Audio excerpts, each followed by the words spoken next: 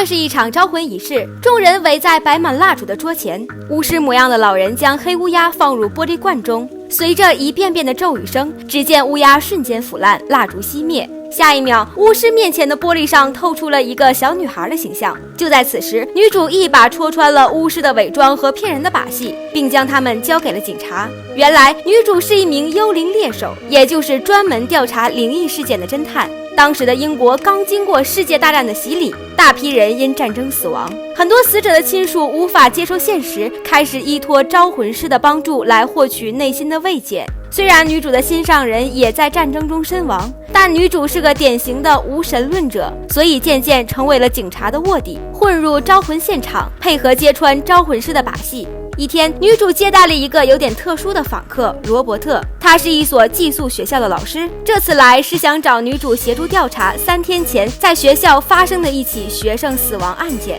因为这里面还涉及到了一个有关小男孩鬼魂的灵异事件。这所学校的前身是一个私人别墅，据说在别墅中曾发生过一起幼童谋杀案，而学生死亡的前一天找过校长，说他看见了这个被谋杀的小孩。女主对事件的真实性表示怀疑，罗伯特为了说服他，拿出了这所学校每年拍摄的全校合影。诡异的是，每张合影上都能拍到一个小男孩的鬼影，他应该就是建校前别墅中被谋杀的孩子。但女主仍然认定这是相机慢门出现的效果，而罗伯特可是有备而来。他听说女主有一段恐怖的童年记忆，这导致他患上了强迫遗忘症，便强调说这所学校的孩子有相当一部分都失去了家人，如果再被笼罩在这样的恐怖氛围中，未免就太过可怜了。这招确实起到了作用，同病相怜的童年生活触动了女主，于是她决定跟随罗伯特去这所中学调查。到达学校，学校的护工莫德看起来非常奇怪，他好像对女主的到来非常激动，又在极力掩饰这种情绪。女主进入房子，似乎对里面的装潢非常的熟悉，没有多想便迅速展开调查。她在台阶上发现了一枚玩具熊的眼睛。来到教室，一个同学说他看见过那个鬼魂，面部扭曲，非常恐怖。女主若有所思，接下来开始布置她的陷阱道具。夜晚铃声响起，看来有人踩中了她布置的陷阱。女主顺着沾着白粉的脚印追过来，在储物室里找到了一个白色的面罩。她断定闹鬼是同学们的恶作剧，第二天就用化学变色的方法找到了昨天扮鬼的小孩。而通过调查，之前小孩的死还可能和他的拉丁语老师有关。当天这个老师曾关了死者的禁闭，最后导致小孩被吓死。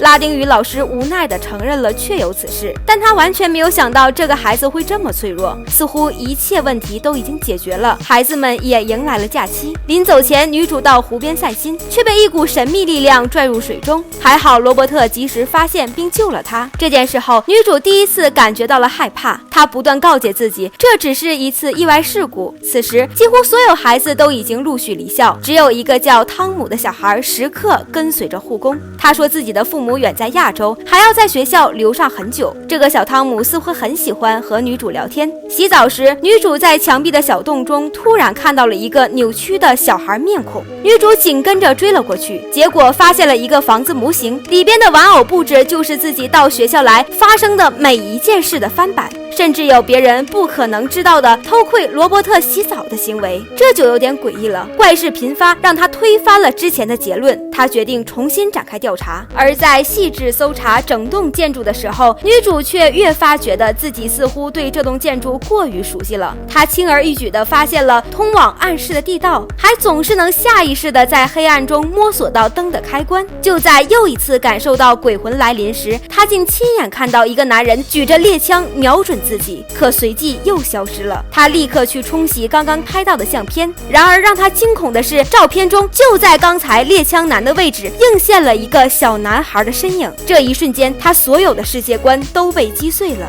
随后六神无主的她走向了小树林，但密林里巡视的工人却想趁机欺辱她，几番挣扎后反被女主用猎枪打死。随后女主跑回建筑里求助罗伯特，并提醒他不要把这件事告诉汤姆，以免吓坏孩子。谁知罗伯特却说学校里的孩子都回家了，只有他们俩和护工莫德。这一刻女主彻底懵了，脑海里里闪现出了和小男孩接触的所有画面，然后像受到某种召唤一样走进之前发现的暗室，在里面他又看到了那个房子模型。这时小男孩也出现了，他承认了那个死去的小孩是看到他后被吓死的，但是他无法控制自己是否能被人看见，并且他告诉女主，之前我们就认识，你看到房子里的玩偶就会明白一切。原来这栋房子曾经就是女主的家。汤姆是父亲和仆人莫德生下的私生子，他们俩是一对同父异母的姐弟。事情被母亲发生后，两人大吵一架，父亲在争吵中狠心用猎枪杀了母亲，并满屋子的寻找女主，也想要杀掉她。幼小的女主躲进了壁橱里，发现汤姆竟然也躲在里面。不巧，此时女主手中的玩具响了，父亲顺着声音扣动了扳机，结果汤姆竟被误杀。发狂的父亲承受不了伤痛，也选择了自杀。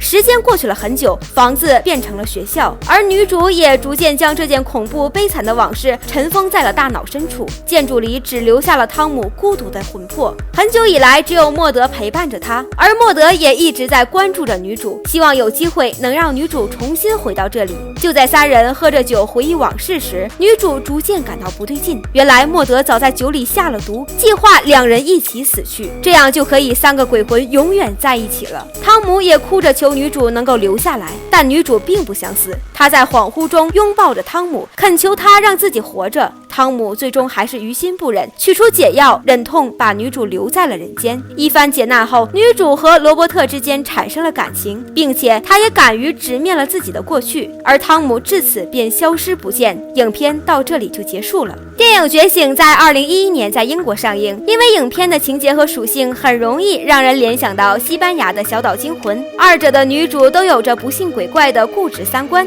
最后又因为事实不得不做出改变，这同样也是影片的高潮。只是西班牙电影选择了同归于尽，而英国电影选择了向死而生。另外，片名《觉醒》里面包含了几层含义，不光是女主从童年的阴影中觉醒，也应该是多个人的觉醒。这里面包括汤姆，他一直很孤独，希望女主回来陪他，但是当女主快死了的时候，他突然觉醒，不应该自私的让女主留下陪他，他应该有权利选择新的生活，于是决定救她，放她走。好了，今天的故事就到这里，我是皮皮猫，我们下期再见。